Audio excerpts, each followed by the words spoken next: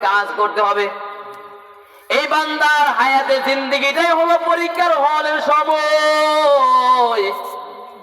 এই পরীক্ষার হল হায়াত নামক সময়টাকে যদি আপনি কাজে লাগান, তাহলে আপনি ভালো একটা ফলাফল কিয়ামতের ময়দানে পাইবেন।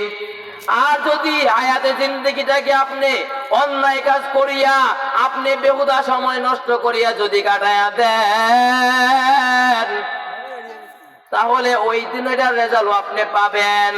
দুনিয়ার মধ্যে ভালো রেজাল্ট পাইলে মা বাবা সবাই খুশি হয়, আত্মীয় স্বজনের কাছে দেখায়, দেখো দেখো দেখো আমার আমলনামা দেখো, আমার পরীক্ষার রেজাল্ট দেখো, আমার ফলাফল দেখো, আমার আল্লাহ আমাকে ডান হাতে আমলনামা দিয়েছেন, বিনিময় আমার জন্য জান্নাত, এর বিনিময় এর প্রতিদান আমার জন্য জান্নাত। এই দুনিয়ার মধ্যেও যদি কোনো মানুষ ভালো রেজাল্ট করে, তাহলে আত্মীয় স্বজনদেরকে জানায়, এরে আমার সন্তান তো এ প্লাস পেয়েছে, আমার সন্তান তো ভালো রেজাল্ট করেছে। তাহলে ভালো রেজাল্ট করার বিনিময় এর চূড়ান্ত ফলাফল হলো ওই লোকটা ভালো একটা স্থান পায়, ভালো একটা চাকরি পায়, ঠিক কিনা? আর যদি ভালো রেজাল্ট না করে, তাহলে মানুষের কাছে শোনায় না, মুখ দেখায় না, রাস্তায় বের হয় না, কারণ রেজাল্টটা ভালো হয় নাই।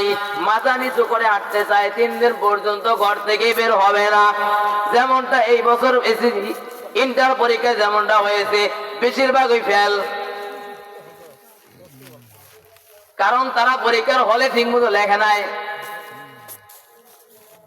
ঠিক তেমনি ভাবে ওই জান্নাতের মধ্যে ভালো সার্টিফিকেট অর্জন করেওয়ালা জান্নাতে যাবে, আর খারাপ সার্টিফিকেট যে আনবে সে বলবে, হায় রে, যদি আজকে আমার আমলনামাটা আমাকে দেওয়া না হতো, যদি আজকে ফলাফল ঘোষণা করাটা না হতো, যদি আজকে আমার আমলনামা না দেখাইতো, কারণ আমার এই রেজাল্ট দিয়েছে। দুনিয়ার মধ্যে খারাপ রেজাল্ট করলে অনেক সময় বাবা মা বলেই ফেলে, তোর কপালে আর ভালো চাকরি নাই, ভালো কিছু নাই, যা খন্দা কাছে কিনা দেই, রিক্সা কিনা দেই, চালা, বলে কি বলে না? ঢাকা পাড়ায় থেকে গার্মেন্টসে যা চাকরি করে, এত টাকা পয়সা খরচ করলাম, লাভ নাই।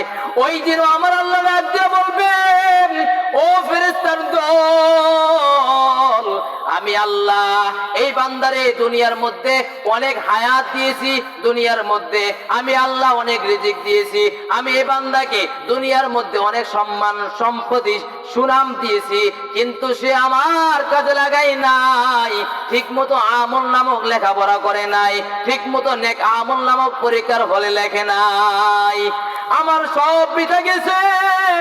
ও ফেরেশতারা, এই বান্দারে ধরো, খুযুহু ফাগুল্লু সুম্মাল জাহিমা সাল্লু সুম্মা ফি সিলসিলাতিন যারউহা ৭০ যিরাআন ফাসলুকু।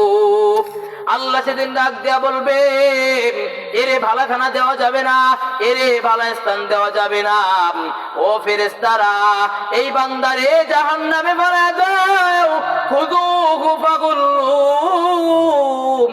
একে পাকড়াও করো, একে ধরো, শিকল দিয়ে বেঁধে বেঁধে, সুম্মাল জাহিমা সাল্লু, জাহান্নামের মধ্যে নিক্ষেপ করে দাও।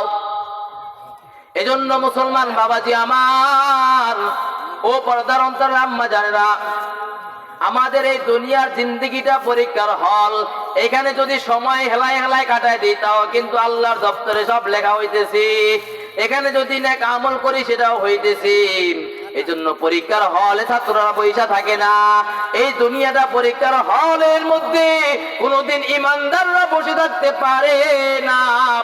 এই জন্য আমাদের হলো এই দুনিয়ার মধ্যে নেক আমল করতে হবে, নেক আমল বেশি বেশি করতে হবে, নেক কাজ বেশি বেশি করতে হবে। আমাদের মেহমান এসে গেছে, এই জন্য আমাদের এই মজমাত থেকে, এই মজলিস থেকে আমরা এটাই নেই যে আমাদেরকে এই বছরে একবার ডাকা হয়। কেন? আগে বলেছিলাম যে ইমানদারের ইমানকে চাঙ্গা করার জন্য।